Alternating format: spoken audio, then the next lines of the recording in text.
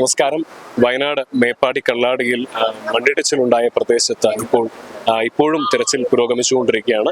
ഇടയ്ക്കിടെ പെയ്യുന്ന മഴ തിരച്ചിലിന് വലിയ ബുദ്ധിമുട്ട് സൃഷ്ടിക്കുന്നുണ്ടെങ്കിലും രക്ഷാപ്രവർത്തകരും അതുപോലെ തന്നെ പോലീസ് ഉദ്യോഗസ്ഥരും അഗ്നിരക്ഷാ സേനാംഗങ്ങളും ഫോറസ്റ്റുകാരും എല്ലാവരും ചേർന്ന് ഇന്നലെ ആരംഭിച്ച തിരച്ചിൽ ഇപ്പോഴും തുടർന്നുകൊണ്ടിരിക്കുകയാണ്.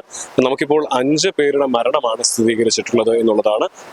7 പേരോളം മണ്ണിനടിയിൽ കുടുങ്ങിക്കിടക്കുന്നുണ്ട് എന്നുള്ളതാണ്. എന്നാൽ അതിന്റെ കൃത്യമായൊരു വിവരം ലഭ്യമല്ലാത്തത് വലിയ ആശയക്കുഴപ്പം ഉണ്ടാക്കുന്നുണ്ട്. എന്നാലും ഈ പ്രദേശവാസികളായിട്ടുള്ളവർ ആരും തന്നെ ഇതിനകത്ത് പെട്ടിട്ടില്ല എന്നുള്ളതാണ് ആശ്വാസകരമായ ഒരു വസ്തുത. അങ്ങനെയാണ് ഇപ്പോൾ നാട്ടുകാരിൽ നിന്നും മനസ്സിലാക്കാനായിട്ട് സാധിക്കുന്നത്. ഇവിടെ തൊഴിലെടുത്തുകൊണ്ടിരുന്ന അതിഥി തൊഴിലാളികളാണ് ഇപ്രകാരം ഇതിനകത്ത് പെട്ടിട്ടുള്ളത്. അത് ആശ്വാസകരമായ കാര്യം എന്നുള്ളതല്ല, എന്നാൽ പോലും ഈ പ്രദേശവാസികൾ ആരുമില്ല എന്നുള്ളത് ഈ പ്രദേശത്ത് താമസിക്കുന്നവരെ സംബന്ധിച്ചിടത്തോളം ഒരു വലിയ ആശ്വാസമുള്ള ഒരു കാര്യമാണ് എന്നുള്ളതാണ്.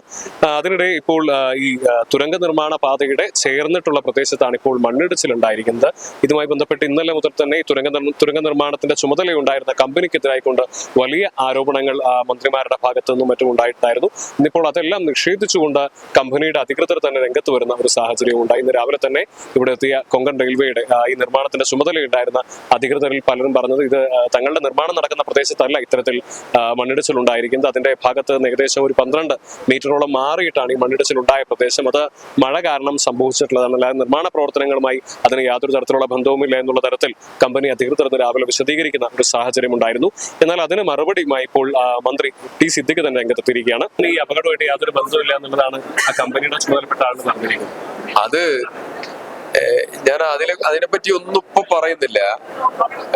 ഈ സ്ഥലത്ത് വന്ന് ഇത് കാണുന്ന ആളുകൾക്കൊക്കെ ഇതൊക്കെ കൃത്യമായിട്ട് എന്തുകൊണ്ടാണ് ഇതൊക്കെ സംഭവിക്കുന്നത്, കാലാകാലം ഒരു കുഴപ്പമില്ലാത്തതായ ഒരു പാറ മേലെ നിന്ന് മണ്ണും പാറയെല്ലാം കൂടെ ഇടിഞ്ഞു വരണമെങ്കിൽ അതിനൊരു കാരണമുണ്ട്.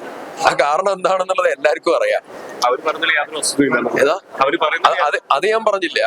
അത് ഞാൻ പറഞ്ഞില്ല. പക്ഷെ അവിടെ വന്ന് ആ സ്ഥലത്തേക്ക് നോക്കുന്ന ആളുകൾക്ക് വളരെ കൃത്യമായിട്ട് അറിയാം ഇത് എന്തുകൊണ്ടാണ് സംഭവിച്ചത് നോക്കെ. അദ്ദേഹം നമ്മളോട് വ്യക്തമാക്കിയ ഒരു കാര്യമുണ്ട്. എന്താന്ന് വെച്ച് കഴിഞ്ഞാൽ ഇവിടെ എത്തിക്കഴിഞ്ഞ ഈ ദൃശ്യങ്ങൾ കാണുന്നവർക്ക് ആർക്കും മനസ്സിലാകും ഇതിന്റെ ഈ മണ്ണിടിച്ചിലിന്റെ കാരണം പ്രകൃത്യാ ഉണ്ടായിട്ടുള്ളതല്ല എന്നുള്ളത്. ഇവിടെ എത്തി ഈ ദൃശ്യങ്ങൾ കാണുന്നവർക്ക് ആർക്കും തന്നെ മനസ്സിലാകും എന്നുള്ളതാണ് അദ്ദേഹം പരോക്ഷമായി ഈ കമ്പനിയെ വിമർശിച്ചുകൊണ്ട് ഇന്ന് സൂചിപ്പിച്ചിട്ടുള്ളത്.